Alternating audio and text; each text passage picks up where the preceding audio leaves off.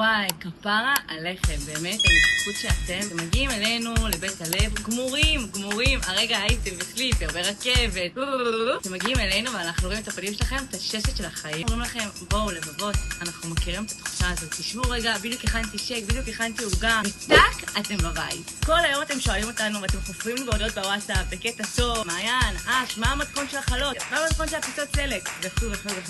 עשינו פה קומבינציה. מה זאת אומרת? הבנו שאתם רוצים את הספר מתכונים, והבנו שאני, hell no, מתחילה את העונה עם מטבח כמו שהיה לנו עד עכשיו. אנחנו כבר 4 עונות, יש לנו מטבח קטנטן, מי שמכיר, חמוד, מתוק, הודי, אי אפשר באמת להכין בו ארוחות לכל כך הרבה אנשים. פיניש. אנחנו הולכים לשנות את המטבח של בית הלב, אנחנו משפצים אותו, אנחנו מפרקים אותו, אנחנו עושים אותו למטבח מהמם משפחתי, כולם יוכלו להיות בו וליהנות ולהכין ולאכול ולטעום ולהתענג. פה אתם נכנסים לתמונה. אתם הולכים להביא לפחות 100 שקלים חדשים.